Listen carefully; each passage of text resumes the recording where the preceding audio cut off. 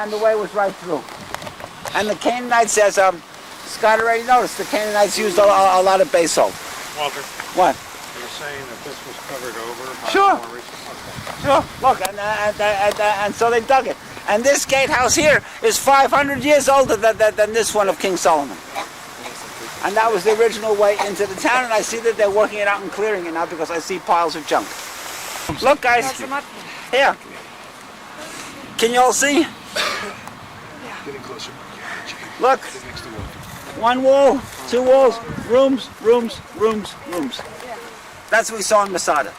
I don't know if King Solomon, Solomon made this a royal city. You know what I learned from that? Learned that nobody had captured it before David. It means that these big Canaanite cities weren't captured by the tribes of Israel, by Joshua and these guys. Because if Solomon made it a royal city, that means no tribe had ever captured it before. Anyhow, maybe Solomon invented this casemate. There it is. Room, room, room, room, room. See? Double wall. It's very useful. You get a lot of storage space. But it's not. But that's only for people who don't have enemies. Only for people who don't have enemies. 100 years later, Ahab did have enemies, and he changed the wall. That's his up there. Yeah. All the way up. Rachel, why'd you do that? All the way up there at the corner. Tie it, Rachel. No, you're not strong. You can probably push it down. Just a second. Do you understand what a casemate wall is? A case is the double wall. Do you understand? It's the wall where the wall of the city is the same as the wall of your house. Not necessarily. Or whatever. That can be a house inside. Where the wall of a city is a thin double wall. Look at it. A double wall with rooms between it. So it's a big hollow wall. And that's very useful, but it's not a strong wall. So in that case, you can fill in the casemates, fill in the rooms in there with dirt and make it stronger. Or in the other case, you can simply replace it. And what he did up there, this big corner all the way up here, this big corner is a corner of a sister. Well done. He passed the final exam. You work a little harder for him. It cannot be a water cistern because it's not plastered and therefore won't hold water. In addition to the fact that it found a lot of grain in it, well done. Let's go.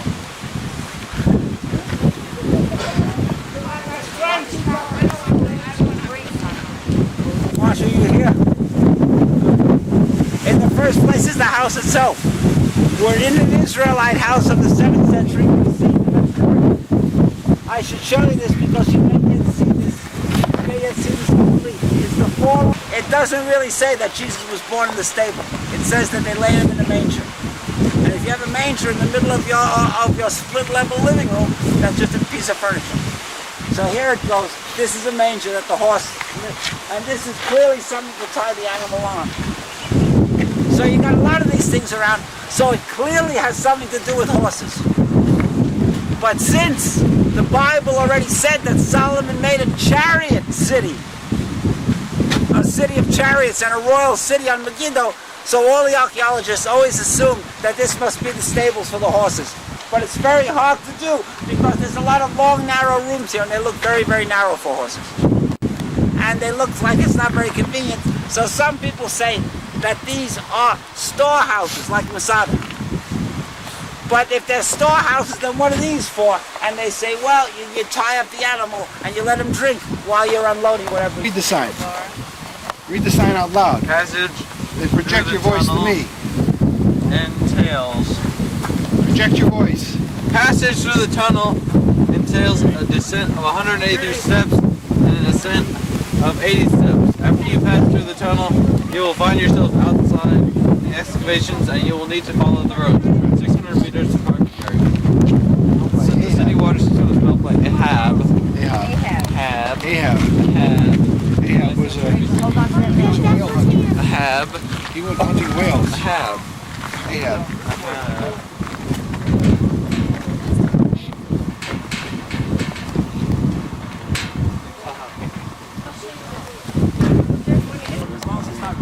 Okay, there's the entrance into the tunnel.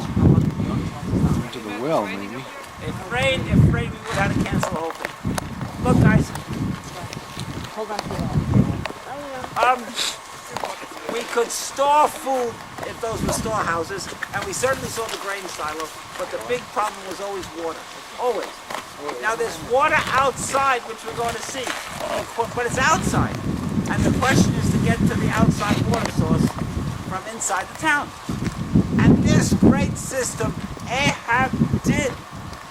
And the first thing he had to do was dig a hole in the ground and not stay on the path, which is very important. The first thing to do is have a hole in the ground, and this hole with the original steps going down. Look at this. Now, if the hole gets too narrow over here, and the dirt will fall in on you. See this? So the second step is to put this round into the square retaining wall. This corner is original. The roof is, of course, modern. Okay, I call him Okay. That's my nickname for him, is Hoopy. Get some water. You got the water? You got the buckets, Mike? I want you to come back up here with fresh water. I sure will. Okay, this is, we just came out of the cave. Up with stones, you see it? Yes. Look back, everybody, look back. Wow. Covered the cave mouth with stones, filled the whole thing full of dirt, and all this area was standing in full of dirt. There was a cave here that the shepherds, for 5,000 years, they knew there was this cave outside of town. They never found it. There's no way on earth you're going to find it, and they never did. Therefore, to summarize, whilst Melanie climbs the mountain, to summarize is a hole in the ground, held up by a retaining wall, a square pier through the solid rock, a 45-degree step tunnel all the way down to the bottom, a 120-meter straight tunnel to the source of water, to block up the mountain of the cave, the mouth, and to conceal the scenery. The whole thing to camouflage it. This is all Ahab, who the Bible hated, because they hated his wife, who was Jezebel. This is Ahab, who was a great king. The year is 850 BC. The year is 850 BC. And it's one of the great engineering, what we just did, was one of the great engineering accomplishments of antiquity. Of all time. All right, let's go. Now. Schiller's on the bus. I thought that was Hey, Jennifer! very bad. I see you! How's the Jenny girl? Wait, give me a wave, Jenny. Give me a wave, yeah! I don't know how much time I'm going to spend here because it's been chilly. We're going to get to tell you anyhow. Marshall, don't go too far away.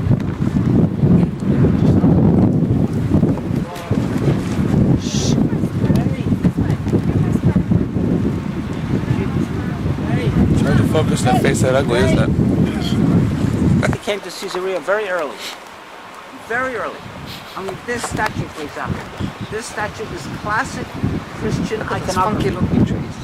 The first convert was a centurion named Cornelius, who came to see Peter in Jaffa, and he was the first Gentile convert to Christianity. And this kind of thing is very, very early. The guy is carrying a sheep. He's the good shepherd. And he's wearing a robe with the same knot around his waist that the Franciscan priests wear to this very day. I thought it was a phallic symbol. No. That's the guy is carrying. He's the good shepherd. Yeah, I see it. Now, guys, they found it in the theater in secondary. We're going to the theater here. In secondary use, they found it as a step. It had been cut off and therefore destroyed. This is only a plaster copy of it. The original's in the museum. And that they found Pontius Pilate's name on stone. Pilate was the procurator who crucified and tried and crucified Jesus. And he was the legate of Augustus Caesar, etc., of the 10th Roman Legion. And that's all very interesting. We know who he was. But they found him a lot in the books. They never found him on stone except here. And that's why this piece is so valuable. Was that a great thing? Where's Melanie? No. Okay, now go jump and hit the roof over there. Go behind you. Dunk it on the basket. Dunk the basket. Coming coming up here was just singing the Korean national anthem or something, I think. And these are all the Koreans. Now we're in the, this is